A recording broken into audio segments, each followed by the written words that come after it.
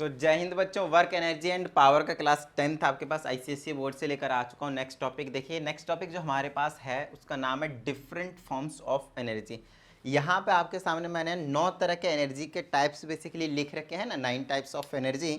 इनके बारे में आपको सिर्फ और सिर्फ इंट्रो लेना है, मतलब सिर्फ और सिर्फ छोटी छोटी सी जो 2-4 लाइन में चीज़ें हैं वो पता होनी चाहिए। ज़्यादा डिटेलिंग में आपको अभी यहाँ पे नहीं पढ़ना है इनके बारे में, राइट। उसके बाद एक और मैंने यहाँ पे लिखा हुआ 10 नंबर में कहीं इधर है ये वाला, जिसको हम कहते हैं मैकेनिकल एनर्जी। इसको हमें थोड़ा सा डिटेल में जाकर पढ़ना है। तो ये हमारा जो सिलेबस का पोर्शन है उसी के अकॉर्डिंग बेसिकली मैं आप लोगों को करवा रहा हूँ। तो आइए सबसे पहले इनके बारे में एक छोटा सा ब्रीफली एक्सप्लेन कर दूँ, थोड़ा सा आपको आइडिया हो जाए क्या होता है। लाइक अगर मैं फर्स्ट नंबर की बात करता हूँ तो वह है आपके पास केमिकल एनर्जी।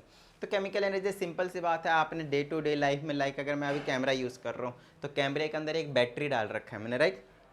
ओके, तो जो बैटरी है उसके अंदर केमिकल्स फिल्ड है, ठीक है। अब कैसे वो वर्क करता है वो आगे आप पढ़ोगे, ऑफकोर्स 12th में डिटेल में है, बट अब इतना समझ लीजिए कि उसके अंदर केमिकल है और वो जो केमिकल है वो कन्वर्ट कर रहा है इलेक्ट्रिकल एनर्जी में, ठीक है। केमिकल किस में कन्वर्ट हो रहा है? इलेक्ट्रिकल एनर्जी में। केमिकल एनर्जी है वो किस में कन्वर्ट हो रहा है? Electrical energy. मतलब केमिकल में खुद कुछ ना कुछ पार्ट का क्या है आपके पास एनर्जी है, वो कन्वर्ट हो रहा है इलेक्ट्रिकल एनर्जी में, और इलेक्ट्रिकल एनर्जी से ये जो कैमरा है वो हमारे पास परफेक्टली वर्किंग में है। उसी तरह से हमारे पास साउंड एनर्जी है ना। साउंड एनर्जी से हम क्या करते हैं, अपनी आवाज़ को दूसरे के पास पहुंचा रहे हैं, that is a kind of energy, जिसकी वजह से हम क्या करते हैं, सुन पाते हैं। लाइट एनर्जी, जिसकी वजह से हम क्या कर पा रहे हैं, देख पा रहे हैं ऑफकोर्स। इलेक्ट्रिकल एनर्जी आपको सारी चीज़ें पता ही है ना। हीट एनर्जी की अगर हम बात करते हैं तो सिंपल सी बात है, heat is a form of energy. तो हीट जहाँ पे भी आता है वो एक एनर्जी का फॉर्म है। हीट एनर्जी का यूज़ करके हम बेसिकली इलेक्ट्रिसिटी भी प्रोड्यूस करवाते हैं, लाइक कोल का यूज़ करके। मैग्नेटिक एनर्जी, जिसकी वजह से वो किसी भी ऑब्जेक्ट को अट्रैक्ट या फिर रिपेल करता है। उसके बाद आपके पास आ जाता है, इसकी मैं और भी ज़्यादा डिटेल्ड में है, सारी चीज़ें हैं, अभी मैं सिर्फ नाम नाम बता रहा हूँ और एक लाइन में बता रहा हूँ। न्यूक्लियर एनर्जी, जैसे कि जब मैं रेडियो एक्टिव एलिमेंट्स लेता हूँ उसको बोmbardment करवा देता हूँ तो वहाँ से जो हमारे पास हीट एनर्जी निकलती है, लाइट एनर्जी निकलती है, फिर उसका यूज करते हैं हम बेसिकली, इसका भी यूज़ करते हैं इलेक्ट्रिसिटी प्रोड्यूस करवाने में। एक होता है हाइड्रो एनर्जी, आपको पता है जब फ्लोइंग वाटर होता है तो उसकी एनर्जी की वजह से टरबाइन मूव करता है, घूमता है, रोटेशन करता है, और उसकी वजह से आपके पास जो है वो देखने को मिलता है इलेक्ट्रिसिटी का प्रोडक्ट्स। ये थर्मल एनर्जी, अर्थ के अंदर जो मैग्मा है बहुत ज़्यादा हाई टेम्परेचर है, वाटर के साथ मिलकर जब होता है तो स्टीम बनता है, स्टीम से टरबाइन घूमता है, टरबाइन से फिर आपके पास इलेक्ट्रिसिटी जनरेट होता है। तो कहीं ना कहीं ये सारे आपके पास इलेक्ट्रिसिटी जनरेट करवाने वाले एक टाइप का एनर्जी है, और फिर बाद में हम इलेक्ट्रिसिटी का यूज़ करते हैं बिल्कुल एकदम अलग अलग तरीके से, राइट। तो कुछ ये कहानी हो गई, एक शॉर्ट इंट्रो, जिसकी हमें कहीं ना कहीं उतना खास ज़रूरत नहीं पड़ेगी और आपसे कहीं पूछा भी नहीं जा रहा उतना इन चीज़ों के बारे में। बट यहाँ से जो चीज़ें हमारे पास स्टार्ट हो रही हैं ये है आपके पास ज़िंदगी, यहाँ से आपके पास क्वेश्चंस बनते ही बनते हैं, ठीक है। इतनी बात। यार ये मच्छर कैमरे में लेंस में जाके बैठ जाता है। ओके, तो मैकेनिकल एनर्जी की हम बात कर लेते हैं। सबसे पहले तो मैकेनिकल एनर्जी की बात करता हूँ तो ये कौन सा एनर्जी है, एक ऐसा एनर्जी है जो अकर होता है जब आपके पास जो बॉडी है वो या तो मोशन में हो या फिर वो उसकी पोजीशन की वजह से, या तो मोशन की वजह से या तो उसकी पोजीशन की वजह से, बोले तो रेस्ट की वजह से, तो उसको हम कहते हैं मैकेनिकल एनर्जी। फिर से समझिए, मैकेनिकल एनर्जी एक ऐसा एनर्जी है जो तब अराइज होता है जब बॉडी रेस्ट पे हो, उसकी कुछ ना कुछ पोजीशन हो, है ना। रेस्ट बोले तो कुछ ना कुछ उसकी पोजीशन है, या फिर ये मैकेनिकल एनर्जी तब अराइज होता है जब आपके पास कोई बॉडी है वो मोशन में हो, मूव कर रहा हो। तो इन्हीं दोनों वर्ड के अकॉर्डिंग बेसिकली मैकेनिकल एनर्जी को क्लासीफाई कर दिया गया है। एक है आपके पास काइनेटिक एनर्जी और एक है आपके पास पोटेंशियल एनर्जी, ठीक है। इतनी बात। अब इसको थोड़ा सा और डिटेल में पढ़ने के लिए आगे जाएंगे और सारी चीज़ें हम इनके बारे में बेसिकली डिस्कस करने वाले हैं। तो हेडिंग आपको दिख रहा है, क्या दिख रहा है आपके पास, काइनेटिक एनर्जी, ठीक है ना। तो काइनेटिक एनर्जी की सिंपल एक डेफिनेशन होती है, द बॉडी या फिर ए बॉडी पोजेस है ना, पोजेस, क्या कहते हैं इसको, possess kinetic energy, kinetic energy by virtue of its motion, है ना, by virtue of its motion.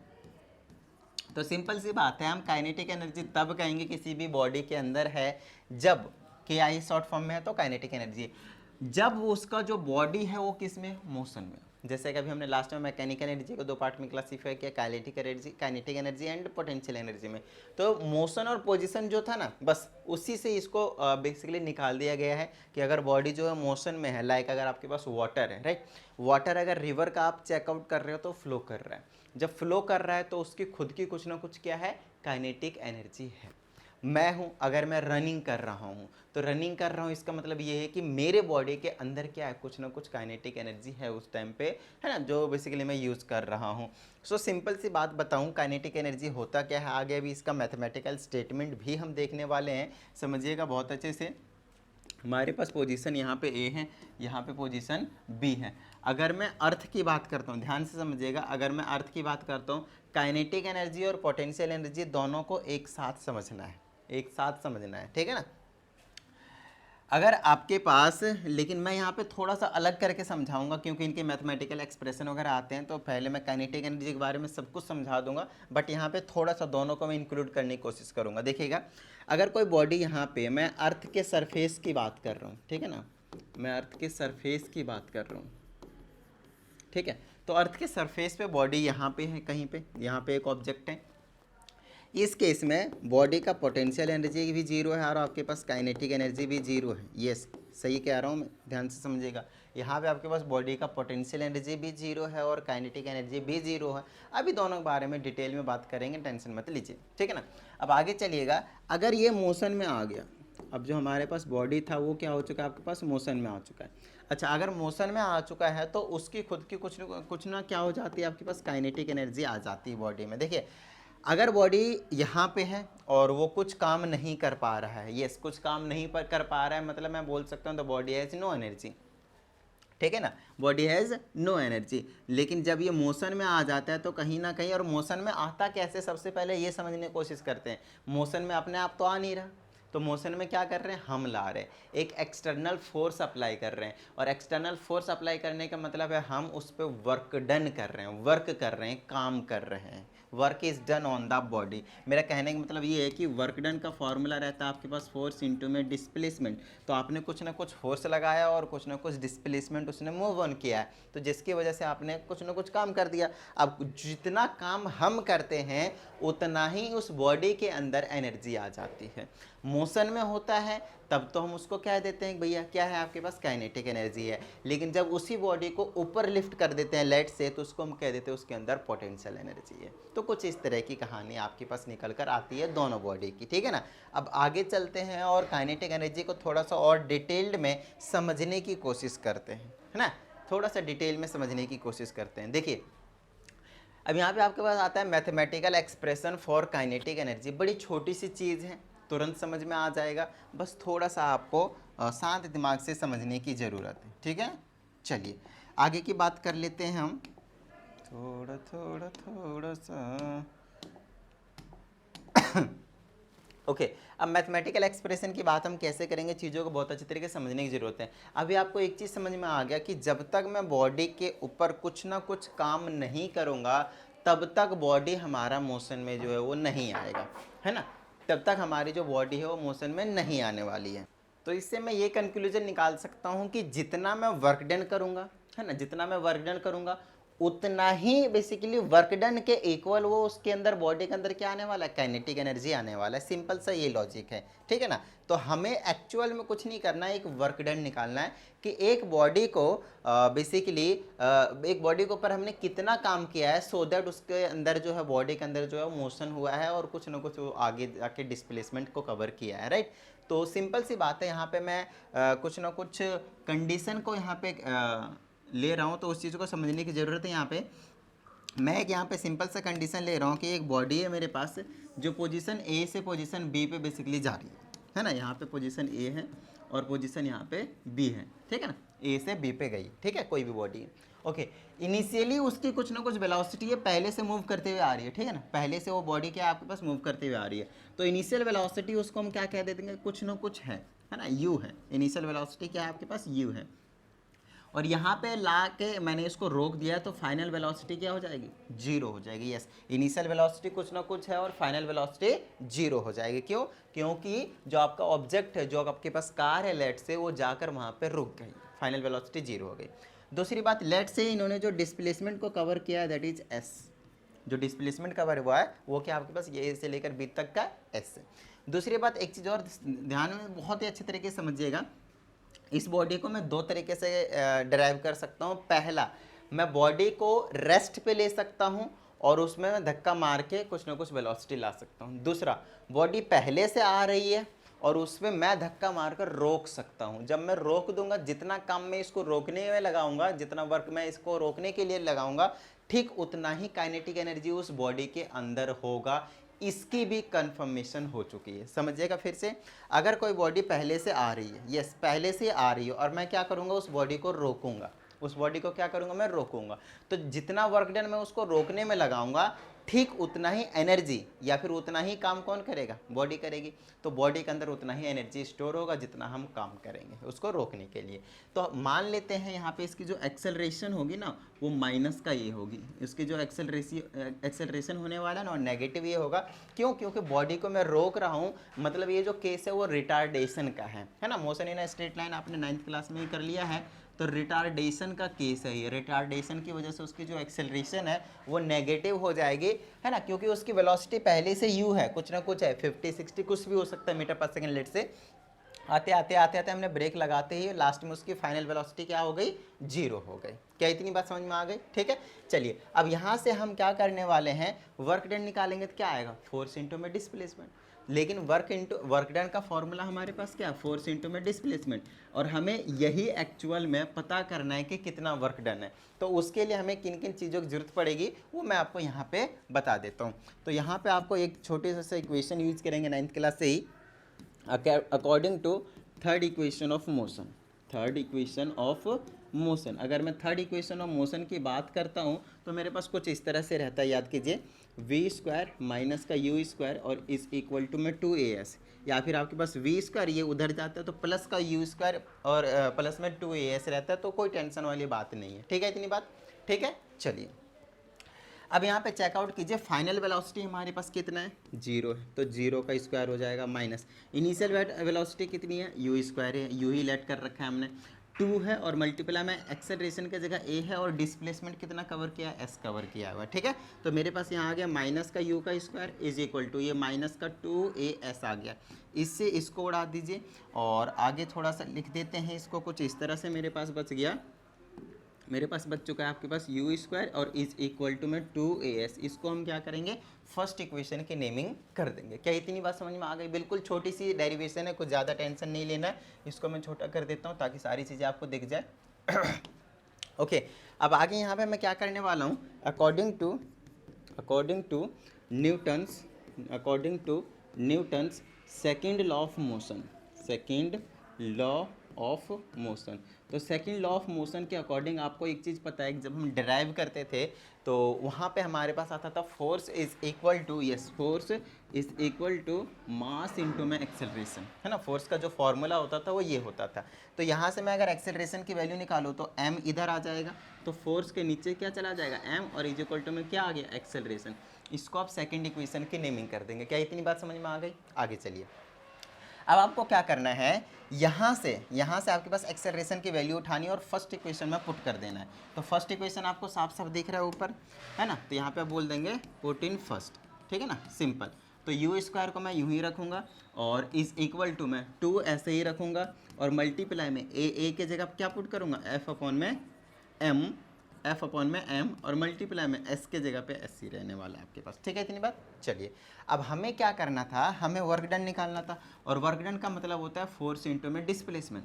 ठीक है, फोर्स इंटू में डिस्प्लेसमेंट, तो हमें फोर्स इंटू में डिस्प्लेसमेंट ही एक्चुअल में यहाँ पे लाने का काम है। ठीक है, तो फोर्स इंटू में डिस्प्लेसमेंट ले आते हैं। चलिए तो यहाँ पे चेकआउट कीजिए, फोर्स इंटू में डिस्प्लेसमेंट दिख रहा है, ठीक है। बाकी सबको इधर भेज देता हूँ, तो ये m इधर आ जाएगा, तो ये आ जाएगा m u का स्क्वायर, और ये 2 मल्टीप्लाई में इधर आ जाएगा डिवाइड में, और इक्वल टू में आ जाएगा फोर्स इंटू में डिस्प्लेसमेंट, है ना। देखिए हमारे पास फोर्स इंटू में डिस्प्लेसमेंट मिल चुका है, और जो फोर्स इंटू में डिस्प्लेसमेंट है एक्चुअल में वही तो वर्क डन है, और यही वर्क डन जो है वो काइनेटिक एनर्जी के इक्वल होने वाला है। यस, यही जो वर्क डन है वो काइनेटिक एनर्जी के इक्वल होने वाला है। तो वर्क डन जो है वो क्या हो जाएगा हमारे पास, काइनेटिक एनर्जी, या फिर इसके जगह मैं डायरेक्टली मैं लिख देता हूँ अभी फ़िलहाल के लिए कि ये वर्क डन है।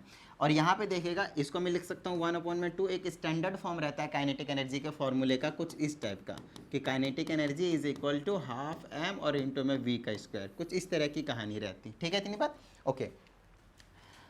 अब यहाँ पे क्या है हमारे पास 1/2 ऐसे लिख दिया। आगे मैं क्या लिख सकता हूँ इसको, एम का एम ऐसे ही रहेगा, यू का स्क्वायर ऐसे ही रहेगा। लेकिन ध्यान दीजिएगा यहाँ पे जो इनिशियल वेलोसिटी है उसको हमने v मान रखा है। अब ऐसा मत बोल देना कि ये v की वैल्यू तो 0 थी, बस मान रखा है। हर बार इनिशियल वेलोसिटी ना कहकर हम सिंपल उसको एक वेलोसिटी से रिप्रेजेंटेशन दे रहे हैं और कुछ नहीं।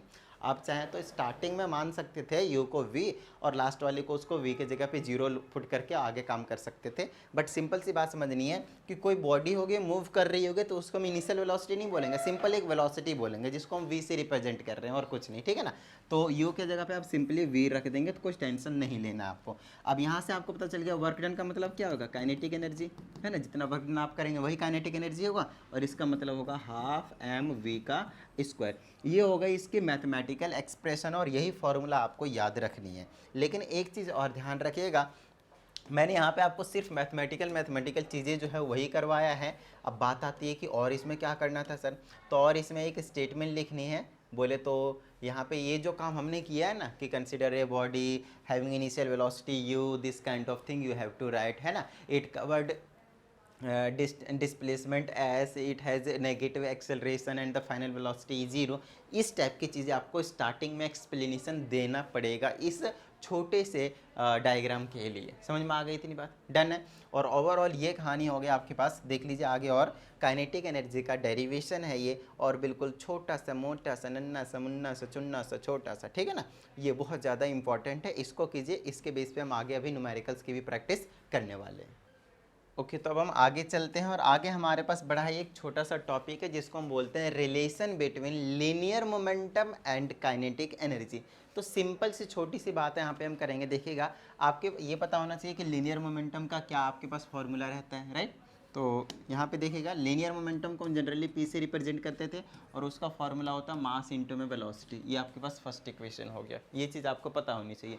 दूसरी चीज़ है आपके पास काइनेटिक एनर्जी का, अभी अभी हमने डराइव करा 1/2 इंटू में एम वी स्क्वायर, बोले तो मास इंटू में वेलोसिटी का आपके पास क्या रहता है, स्क्वायर। ये आ गया आपके पास सेकंड इक्वेशन। अब इनके बीच में हमें एक रिलेशन स्टैब्लिश करना है। तो रिलेशन के लिए आपको क्या करना है, देखिए यहाँ से v की वैल्यू निकाल दीजिए, है ना, क्योंकि हमें यहाँ से निकाल दीजिए, यहाँ पुट कर दीजिए, या फिर यहाँ से निकाल कर यहाँ पुट कर दीजिए, मर्जी है। यहाँ पे m के भी निकाल कर यहाँ पे रख सकते हैं, कोई टेंशन वाली बात नहीं है, कोई टेंशन वाली बात नहीं, ठीक है ना इतनी बात। लेकिन हमें यहाँ पे मोमेंटम लाना है, एक ऐसा इक्वेशन बनाना है जिसमें मुझे मोमेंटम भी दिखाना है और काइनेटिक एनर्जी भी दिखाना है। क्यों, क्योंकि हमें रिश्ता उनके बीच में दिखाना है भाई, ठीक है ना इतनी बात। अब मान लो एक लड़का है, एक लड़की है, एक राहुल है, एक अंजलि, दोनों की शादी करानी है। अब शादी में वही दोनों नहीं होंगे तो शादी कैसे होगी। तो हमें रिलेशन बताना है भैया लीनियर मोमेंटम और काइनेटिक एनर्जी के बीच में। तो हमें एक ऐसी इक्वेशन तैयार करनी पड़ेगी जिसमें आपके पास काइनेटिक एनर्जी भी हो और लीनियर मोमेंटम भी हो, राइट।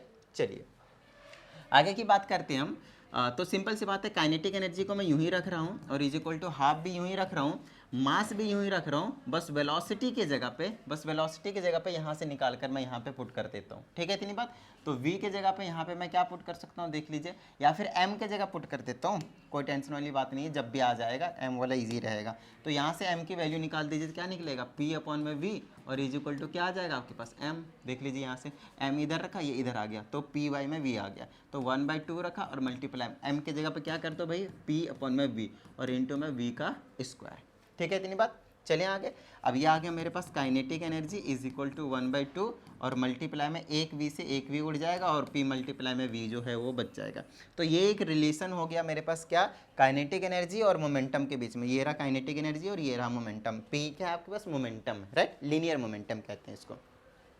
एक एंगुलर मोमेंटम भी होता है जो कि हम बेसिकली सर्कुलर पाथ के लिए पढ़ते हैं। अभी आपको सिंपल स्ट्रेट लाइन वाली पढ़ रहे हैं, ठीक है ना, लीनियर मोमेंटम। अच्छा एक चीज़ और ध्यान रखेगा, जरूरी नहीं है कि यही रिलेशन स्टैब्लिश हो, दूसरा रिलेशन स्टैब्लिश हो सकता है अगर मैं यहाँ से v की वैल्यू निकाल देता, राइट, लाइक दिस। तो मेरे पास यहाँ से v की वैल्यू निकालता तो p/में क्या आ जाता है, m आ जाता है। अब यही वाली जो वैल्यू है मैं यहाँ पे पुट करने वाला हूँ, ये वाली। तो मेरे पास आ जाएगा kinetic energy is equal to 1/2 ऐसे ही रखूँगा, है ना, और मल्टीप्लाई में आपके पास क्या आ जाने वाला है, हेलो नव्य तुम आई नहीं, शुभ को बुला लिया था। देखो वो आज आ गया। रहने दो, अभी वैसे भी टाइम हो गया, मेरे को भी नहीं पता था कि। हम्म।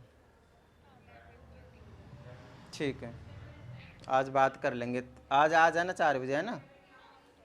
ठीक है। ओके, तो 1/2 और इंटू में आपके पास आ जाएगा v, तो m को यूं ही रख देते हैं और v की जगह पुट कर देते हैं। अब देखिएगा यहाँ पे एक दूसरा रिलेशन निकलेगा, वो मास के टर्म में रहेगा। ये लीनियर मोमेंटम और साथ में आपके पास वेलोसिटी के बीच में है आपके पास रिलेशन। तो मास ऐसे ही छोड़ दिया और v की जगह ये वाली वैल्यू पुट कर दूंगा, ये वाली। तो v का स्क्वायर है तो यहाँ पे p का भी स्क्वायर हो जाएगा और एक m का भी स्क्वायर हो जाएगा। तो हमारे पास यहाँ पे काइनेटिक एनर्जी का रिलेशन आ जाएगा 1/2। अच्छा, एक m से एक m को उड़ा सकता हूँ तो p स्क्वायर बाय में क्या बच जाएगा, m। तो या फिर आप इसको ऐसे भी लिख सकते हैं, पी स्क्वायर डिवाइडेड बाय में 2m।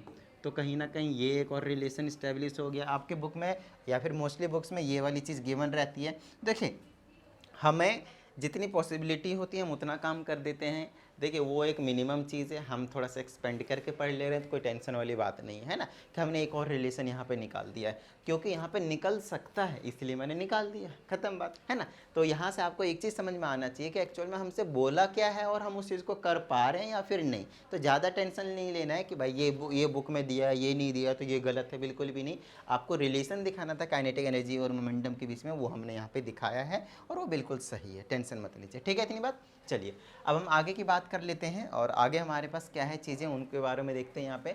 तो वर्क एनर्जी थ्योरम है। देखिए, वर्क एनर्जी थ्योरम जो है उसका कहना है कि भाई कहीं ना कहीं एक बॉडी जो है वो पहले से मोशन में है, लाइक दिस। ऐसा है, हमारे पास जो बॉडी है वो यहाँ पे है, पोजीशन ए पे। इसकी इनिशियल वेलोसिटी यहाँ पे u है, इसका मास आपके पास m है, और यहाँ पे है उसकी वेलोसिटी v है और मास जो है आपके पास m है। यहाँ पे बॉडी स्टॉप नहीं हुई, रुकी नहीं है, आगे और जाएगी, बट मैंने एक कंडीशन ले लिया कि इस a पॉइंट b है आपके पास, आगे पॉइंट c वाला है स्टॉप होने वाला। तो हम यहीं पे 2 पॉइंट पे है ना, और ये पहले से भी इधर से आ भी रही है। तो ऐसा भी नहीं है कि यहीं से स्टार्ट हुआ है, ना यहाँ से स्टार्ट हुआ है ना यहाँ पे रुक रहा है, पहले से आ रहा है और आगे भी जाएगा, ये कंडीशन है। तो एक बात बताइए, पॉइंट ए पे किसी भी बॉडी की जो बेसिकली काइनेटिक एनर्जी होती है वो कितनी होगी? तो इस वाले पोजीशन पे जो काइनेटिक एनर्जी होने वाली है, जिसको मैं के से रिप्रेजेंट करता हूँ, ठीक है ना, यहाँ पे मैं के से रिप्रेजेंट करता हूँ या फिर के आई से रिप्रेजेंट करता हूँ। आई का मतलब होता है इनिशियल काइनेटिक एनर्जी, मतलब जहाँ पे मैं नोटिस कर रहा हूँ इनिशियल वाला है, और बाद में दूसरे पोजीशन पे नोटिस करूँगा तो उसको फाइनल काइनेटिक एनर्जी बोल दूंगा। तो के आई क्या हो जाएगा, हाफ इंटू में मास इंटू में वेलोसिटी कितनी, यहाँ पे यू है तो यू का स्क्वायर हो जाएगा। और यहाँ पे क्या आपके पास काइनेटिक एनर्जी क्या है, एफ है, और वो कितनी, हाफ है, फिर एम है, और फिर क्या आपके पास वेलोसिटी यहाँ पे कितनी है, वी है। तो वर्क एनर्जी थ्योरम कहता क्या है वो तो अभी तक मैंने आप लोगों को बताया नहीं, बट ठीक है, अब आपको समझ में आ जाएगा। तो वर्क एनर्जी थ्योरम का कहना है चेंज इन काइनेटिक एनर्जी जितना भी होता है वो है आपके पास वर्क एनर्जी थ्योरम। मीन्स अगर मैं आपको बताता हूँ कि वर्क एनर्जी थ्योरम क्या है, WET वेट, है ना, कुछ अलग मत समझना भाई। WET मतलब वर्क एनर्जी थ्योरम किसके इक्वल है, फाइनल काइनेटिक एनर्जी और माइनस का इनिशियल काइनेटिक एनर्जी। समझ में आ गई इतनी बात? चलो भाई, यहाँ पे पुट कर दो तो आ जाएगा मेरे पास हाफ एम वी का स्क्वायर और माइनस का हाफ एम यू का स्क्वायर। ये कहता है आपके पास वर्क एनर्जी थ्योरम, और कुछ नहीं समझना आपको, सिर्फ इतनी सी बात समझनी। हाफ एम कॉमन ले सकते हो तो आपके पास यहाँ पे वी का स्क्वायर बचेगा और यहाँ पे यू का स्क्वायर बचेगा। हाफ एम दोनों में बाहर निकाल दो, यहाँ वी का स्क्वायर माइनस का यू का स्क्वायर बच जाएगा। So this is your final relation. और बेसिकली ये तो रिलेशन तो क्या ही, वर्क एनर्जी थ्योरम का एक एक्सप्रेशन कह दीजिए, समझ में आ गया बात, इक्वेशन कह दीजिए, नॉर्मल सी बात है, ठीक है। तो वर्क एनर्जी थ्योरम की कहानी जो है आपको समझ में आ गई होगी। अब हम आगे बढ़ जाते हैं और यहाँ पे हमारे पास आते हैं फॉर्म्स ऑफ काइनेटिक एनर्जी। अब ये फॉर्म्स ऑफ काइनेटिक एनर्जी क्या होता है उसको भी फटाफट यहाँ पे हम समझ लेते हैं। तो देखिए, यहाँ पे फॉर्म्स ऑफ काइनेटिक एनर्जी मतलब काइनेटिक एनर्जी का मतलब मोशन तो होता है, लेकिन मोशन भी तो अलग अलग तरीके के होते हैं। तो जितने तरीके के मोशन होंगे उतने ही तरीके का आपके पास काइनेटिक एनर्जी होने वाले हैं। तो हमारे पास जो मोशन होते हैं जनरली 3 तरीके के होते हैं। पहला मोशन होता है ट्रांसलेशनल, जो कि हम स्ट्रेट लाइन की बात करते हैं। दूसरा होता है रोटेशनल, जो कि हम सर्कल की बात करते हैं, है ना। रोटेशनल सर्कल का मतलब एक बेसिकली एक्सिस के अबाउट होता है, ये वाला एक्सिस है और इसके चारों साइड हम घूम रहे हैं, तो सर्कुलर रोटेशनल मोशन उसको कहते हैं।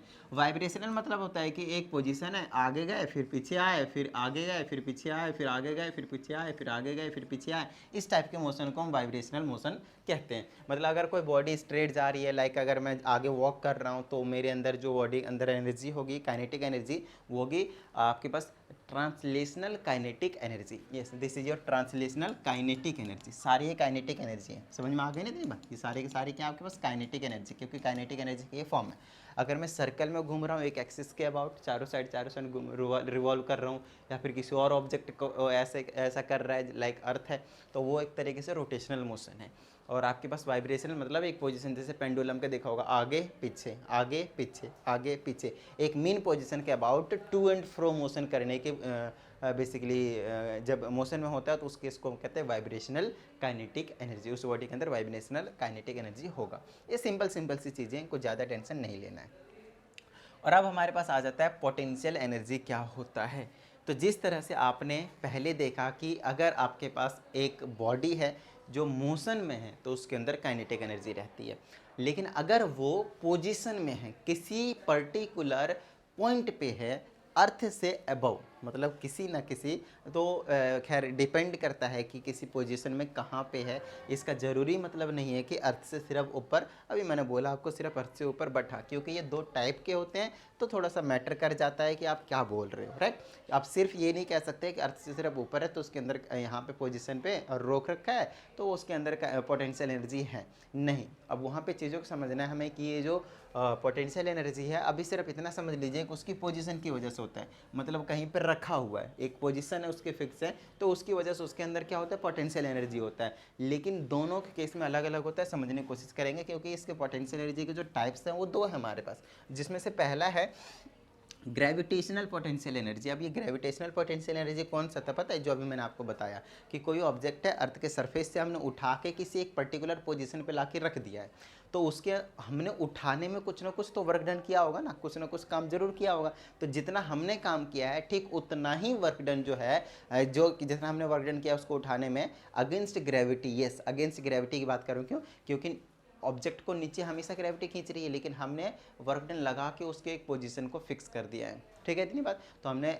ग्रेविटी के अगेंस्ट काम किया है, जिसकी वजह से वहाँ पे चला गया, और जितना हमने काम किया ठीक उतना ही पोटेंशियल एनर्जी अब उस बॉडी के अंदर आ चुका है। क्योंकि अब मैं अगर मैं उसको छोड़ता हूँ तो वही पोटेंशियल एनर्जी कन्वर्जन शुरू हो जाएगा काइनेटिक एनर्जी में। तो कन्वर्जन वाली जो चीज़ें हैं वो हम अगली वीडियो में डिस्कस करेंगे डिटेल में, पोटेंशियल एनर्जी और काइनेटिक एनर्जी की कहानी, ठीक है ना, वो अभी छोड़ दीजिए। सिर्फ इतना समझ लीजिए कि ग्रेविटेशनल पोटेंशियल एनर्जी का मतलब ये है कि कोई भी ऑब्जेक्ट है, अर्थ के सरफेस से हम किसी भी कुछ हाइट तक अगर लाकर रख देते हैं तो हमें कुछ काम करना पड़ता है, और जितना हम काम करते हैं उतना ही उस बॉडी के अंदर पोटेंशियल एनर्जी स्टोर हो जाता है।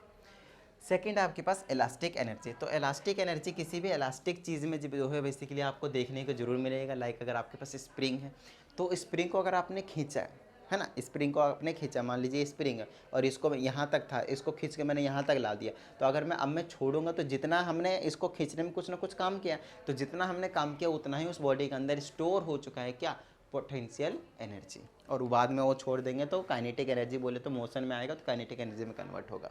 तो ये कन्वर्जन रहता है सिंपल। इसके बारे में हमें कोई मैथमेटिकल एक्सप्रेशन देखने को नहीं मिल रहा है अभी 10th क्लास के लेवल पे, है ना। और आगे है थोड़ा सा वर्क डन ही रहता है, कुछ अलग नहीं है ना, फोर्स इनटू में डिस्प्लेसमेंट वाली चीज़ें। बट ग्रेविटेशनल पोटेंशियल एनर्जी का आपके पास एक छोटा सा यहाँ पे जो है वो देखने को जरूर मिलेगा। तो gravitational potential energy, yes gravitational potential energy की क्या कहानी है आपके पास, यहाँ पे चीज़ों को समझ लीजिएगा। तो ग्रेविटेशनल पोटेंशियल एनर्जी में हम मानकर चलते हैं कि against gravity, yes against gravity काम करते हैं इसमें। तो कोई ऑब्जेक्ट है मान लीजिए यहाँ पे, और इस ऑब्जेक्ट को मैंने उठा के, इसका सेंटर पोजिशन ले लेते हैं, उठाकर हमने यहाँ पे ले आया, यहाँ पे ले आया, तो कुछ ना कुछ हाइट होगा, दोनों के सेंटर से हाइट को कंसिडर कर लेते हैं हम, ठीक है ना, कुछ ना कुछ हाइट ले लेते हैं हम, ठीक है इतनी बात, ठीक है। अब हमेशा ध्यान रखें कोई भी ऑब्जेक्ट होता है नीचे के डायरेक्शन में हमेशा एक वेट अप्लाई करता है वो, जिसको हम एम इंटू में जी कहते हैं। ये चीज़ें आपको हमेशा पता होनी चाहिए, हमेशा नीचे के डायरेक्शन में वेट लगाता है जो कि कितना आपके पास एम इंटू में जी होता है। अब एक बात बताइए इस ऑब्जेक्ट को मैं लिफ्ट करने के लिए इस पोजीशन से इस पोजीशन पे, यस, पॉइंट ए से पॉइंट बी में लाने के लिए जितना वर्क डन करूंगा ठीक उतना ही पोटेंशियल एनर्जी स्टोर हो जाएगा इस बॉडी के अंदर। तो हमें सिर्फ इतना ही बताना है कि कितना हमने वर्क डन किया और वही उसकी पोटेंशियल एनर्जी हो जाएगी। बेसिकली इसको बोलेंगे हम ग्रेविटेशनल पोटेंशियल एनर्जी, GPE। ठीक है ना, इतनी बात। चलिए, तो हमने कितना काम करा, मिनिमम जो हमें काम करना पड़ेगा है ना, मिनिमम वाला वो रहेगा mg। बोले तो जितना वेट नीचे की डायरेक्शन में लग रहा है ठीक हमें उतना तो एक्चुअल में वर्क डन करना ही पड़ेगा ऊपर के डायरेक्शन में, और कुछ नहीं। ठीक है ना। चलिए, तो वर्क डन का तो आपको पता है, सिंपल रहता है, फोर्स इंटू में डिस्प्लेसमेंट। तो ये वर्क डन है, ठीक है ना, ये क्या आपके पास वर्क डन। तो फोर्स कितना लग रहा है नीचे के डायरेक्शन में, जो कि आपके पास क्या है, m इंटू में g है। और डिस्प्लेसमेंट कितना है, यहाँ से लेकर यहाँ तक हम ले गए तो क्या हो जाएगा आपके पास, हाइट तो एच ले रखा है उसको हमने बेसिकली, है ना, तो एच लिख देते हैं हम। तो वर्क डन का फॉर्मूला क्या हो गया आपके पास, m इंटू जी इंटू एच, या फिर आप सिंपली कह सकते हैं कि जो पोटेंशियल एनर्जी है जितना स्टोर हो जाएगा बॉडी के अंदर वो रहेगा आपके पास mgh। क्या इतनी बात समझ में आ गई? बिल्कुल सिंपल सी बात है और कुछ नहीं, है ना। तो ये कहानी हो गई आपके पास पोटेंशियल एनर्जी का एक्सप्रेशन। वैसे तो मुझे यहाँ पे एक्सप्रेशन के लिए अलग से वो बनाया था, यहाँ पे मैंने एक्सप्रेशन के लिए लिखा था mathematical expression gravitational potential energy के लिए, बट मैंने आपको यहीं पे कर दिया क्योंकि ये चीज़ मैंने आपको वैसे ही समझा दिया। चलिए, अब हम आगे की बात कर लेते हैं। तो इलास्टिक पोटेंशियल एनर्जी भी हमने आपको समझा दिया कि इलास्टिक ऑब्जेक्ट में रहेगा, जितना हम फोर्स लगाएंगे, जितना हमने काम करेंगे उतना ही उसके अंदर पोटेंशियल एनर्जी स्टोर हो जाएगा। ज़्यादा डिटेल में नहीं जाना आपको इसके लिए। अब हमारे पास आ जाता है यहाँ पे न्यूमेरिकल्स। यस, तो जब तक आप न्यूमेरिकल्स की प्रैक्टिस नहीं करते हैं तो कहीं ना कहीं आपको जो है वो थोड़ा सा लैक ऑफ ऐसा फील होगा कि लैक ऑफ नॉलेज है आपके अंदर, है ना। अच्छे से कंसेप्ट को आप क्लियर नहीं कर पाएंगे। तो कंसेप्ट को अच्छे से क्लियर करने के लिए न्यूमेरिकल की प्रैक्टिस हमेशा कीजिएगा। अब लाइक मेरे पास ये क्वेश्चन है, तो इसमें बोला है कैलकुलेट काइनेटिक एनर्जी, है ना। हमसे काइनेटिक एनर्जी निकालने के लिए बोला है किसी भी बॉडी का जिसका मास है आपके पास 2 kg। कितना आपके पास, 2 kg। उसके बाद हमसे बोला गया moving with a velocity of 0.2 metre per second. तो वेलोसिटी है 0.2 मीटर पर सेकेंड। ऐसा यूनिट में गिवन है तो हमें कोई टेंशन नहीं लेना। काइनेटिक एनर्जी का डायरेक्टली फॉर्मूला अप्लाई कर देना है ना। 1/2 इंटू mv²। 1/2 ऐसे ही रखिए, मास की जगह पे 2 kg है और इसकी जगह वेलोसिटी की जगह 0.2, और 2 बार है तो 2 बार मल्टीप्लाई में लिख देंगे, स्क्वायर है ना इसलिए 2 बार मल्टीप्लाई में लिख देंगे।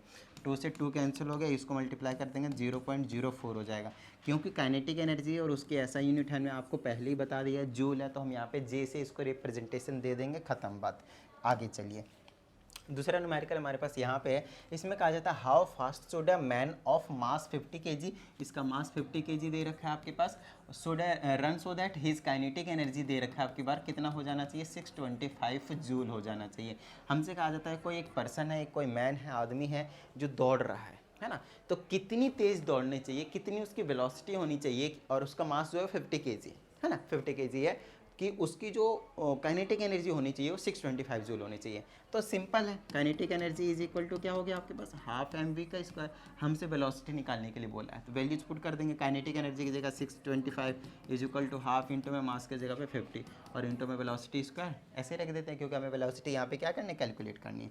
2 से इसको 25 मल्टीप्लाई में, इधर आ जाएगा डिवाइड में, तो 625 डिवाइडेड में 25 और इज इक्वल टू में क्या है, v का स्क्वायर है। आगे इसको सॉल्व कर देंगे, मेरे पास आ जाएगा, इससे इसको काट देंगे तो कितना आ जाएगा, 25 ही का आ जाएगा।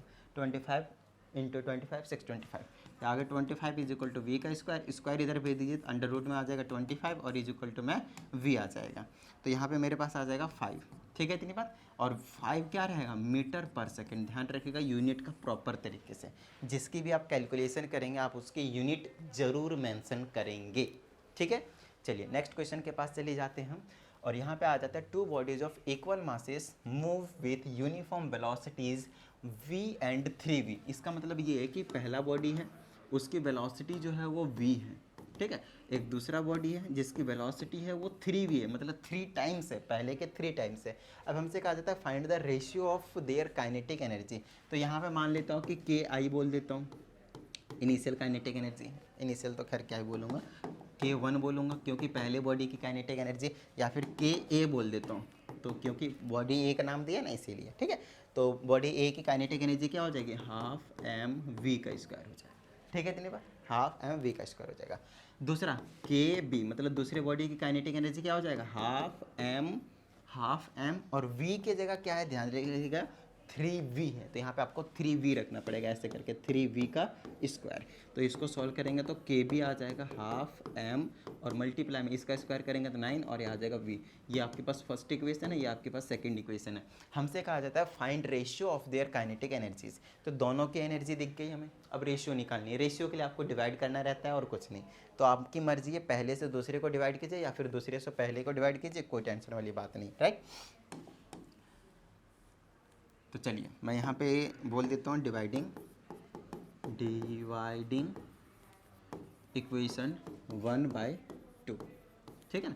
तो इक्वेशन 1 ये रहा, तो यहाँ ऐसे आ जाएगा के ए बाई में के बी, मतलब पहली बॉडी की काइनेटिक एनर्जी डिवाइडेड बाय में दूसरी बॉडी की काइनेटिक एनर्जी डिवाइड में, और दिस डिवाइडेड बाय दिस करेंगे, देखिएगा ऐसे लिख देता हूँ मैं पहले, हाफ एम वी का स्क्वायर डिवाइडेड बाय में हाफ एम 9v का स्क्वायर, है ना, मल्टीप्लाई में हाफ से हाफ गया, एम से एम गया, वी स्क्वायर से वी स्क्वायर गया, तो मेरे पास क्या आ गया, के ए बाई में के बी और इज इक्वल टू में ऊपर 1 बचा और नीचे में 9 बचा, ठीक है इतनी बात।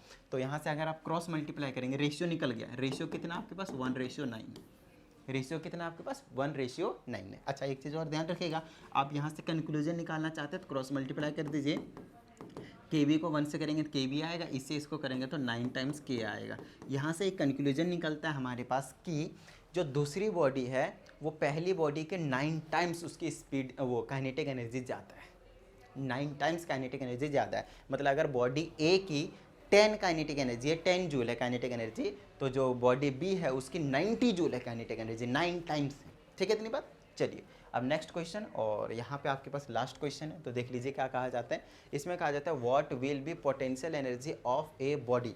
तो पोटेंशियल एनर्जी बड़ा छोटा सा क्वेश्चन आता है इसमें। पोटेंशियल एनर्जी आपसे पूछा है किसी भी बॉडी की कितनी होगी, ऑफ मास 2 kg, मास आपके पास 2 kg है और kept at a height of 10 metre, है ना, कुछ हाइट पे रखा हुआ है जो कि 10 मीटर है और अबाव द ग्राउंड, तो 10 मीटर की हाइट है। अब जी की वैल्यू आपको हमेशा से पता ही रहता है, और अगर नहीं पता रहता है तो भैया ध्यान रखिएगा 8 metre per second square, 9.8 metre per second square हमेशा आपको लेना होता है, ठीक है।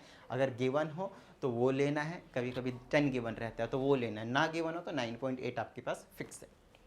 ओके तो ये कहीं ना कहीं छोटी चीज़ है हमारे लिए पोटेंशियल एनर्जी निकालना। तो वो उसका फॉर्मूला क्या है आपके पास, m इंटू जी इंटू एच। तो m आपको पता है 2 kg है, g आपको पता है 9.8 है और h भी आपको पता है कितना है 10 है। मल्टीप्लाई कर दिए कितना आ जाएगा, ये 2 मल्टीप्लाई इसको मल्टीप्लाई करेंगे तो 98 आ जाएगा, 8 दूना 16, 1 9 दिन 18 1 19, 196 और जूल आ जाएगा, क्योंकि हमने एनर्जी निकाला है, कोई सा भी एनर्जी उसके ऐसा यूनिट के आपके पास जूल है, ठीक है ना, पोटेंशियल एनर्जी हो या फिर kinetic energy, mechanical energy, chemical, कोई सा भी, ठीक है। चलिए तो कुछ इस तरह की कहानी निकल कर आ चुकी है आपके पास पोटेंशियल एनर्जी की। तो उम्मीद करता हूँ अभी तक की जो सारी चीज़ें हैं वो आपको समझ में आई होंगी, थोड़ी बहुत न्यूमेरिकल भी करवा दिए, थोड़ा सा इंट्रोडक्शन टाइप की चीज़ें आप आपको प्रैक्टिस करनी है और टेंशन नहीं लेना है। जितने भी आपके पास अगर कुछ डाउट आते हैं, अलग न्यूमेरिकल है, व्हाट्सएप नंबर आपको लिंक डिस्क्रिप्शन में मिला हुआ रहता है, या आप व्हाट्सएप कीजिए, आपके डाउट का एक अलग से पर्टिकुलर वीडियो बनाकर दे दिया जाएगा। तो टेंशन नहीं लेना है, बिंदास रहिए, मस्त रहिए। और हाँ, अगर अभी तक भी अगर आप लोगों ने वीडियो को लाइक नहीं किया है तो फटाफट लाइक कर दीजिए। साथ ही अगर आप इस चैनल पर एक नए स्टूडेंट हैं तो चैनल को सब्सक्राइब करके बेल आइकन को जरूर प्रेस कीजिएगा। चलिए मिलते हैं अगली वीडियो में, प्रैक्टिस करते रहिएगा। जय हिंद।